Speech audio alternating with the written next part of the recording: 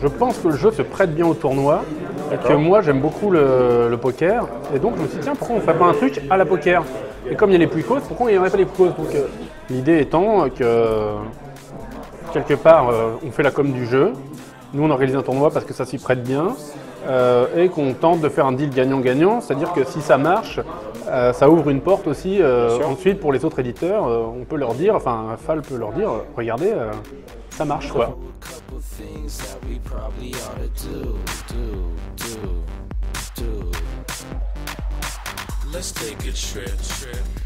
C'est aussi pas mal, on voulait que ça se fasse, ça aurait été plus facile par exemple de le faire sur Paris, parce que c'est peut-être un peu plus central pour les transports en tout cas, mais on voulait vraiment que ça soit ici parce que on voulait que ça soit un vrai partenariat entre Fred l'auteur, Bombix l'éditeur et Trick Track qui nous accueillait et qui nous soutenait.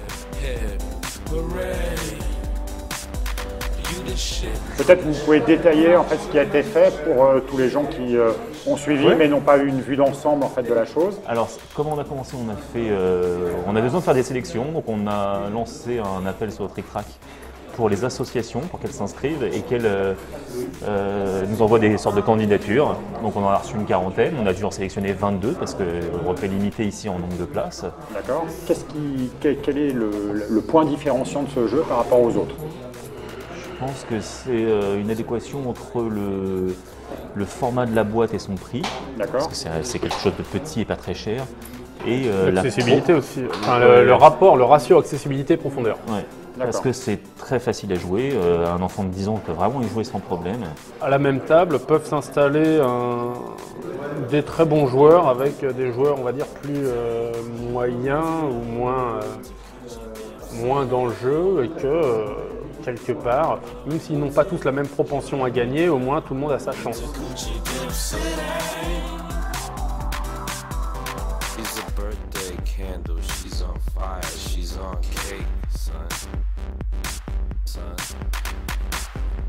Est-ce qu'il y a déjà en fait, des extensions prévues en fait, pour cette période?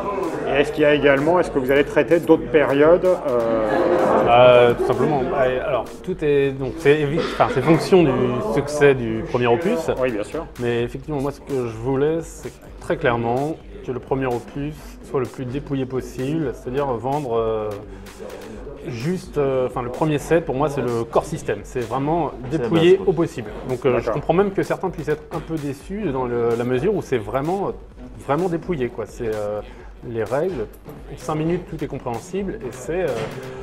Il n'y a pas de petits pouvoirs, il n'y a pas de choses comme ça. Par contre, dans le second opus, Antiquité, donc. D'accord. Là, on va introduire des fonctions au bâtiment, on va introduire des spécificités pour les ouvriers, on va introduire les outils. Ça, je pense que c'est un vrai plus pour le jeu, l'idée de pouvoir upgrader un ouvrier en lui attribuant un outil. Etc. Les régionalités, oui, donc avec des peuples, le fait que certains peuples ne s'entendent pas entre eux, des coûts différenciés selon les peuples, les ouvriers et leur nationalité, lorsqu'ils travaillent ensemble ou pas.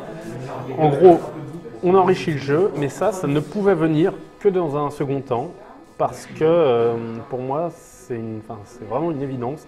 Il faut qu'on incrémente peu à peu et que la personne qui a aimé le 1 et qui acquiert le 2 n'est là que 2 minutes maximum d'apprentissage pour pouvoir jouer au 2.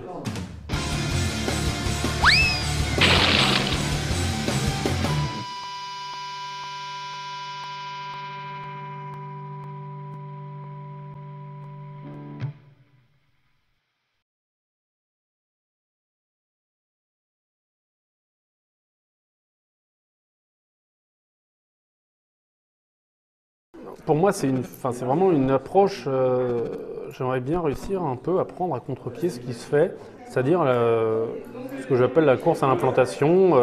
On cherche à implanter des jeux, on fait un feu de paille, on fait une installation, et 3 mois plus tard, le jeu est mort et on a travaillé pendant 1 an pour 3 mois d'existence, c'est saoulant.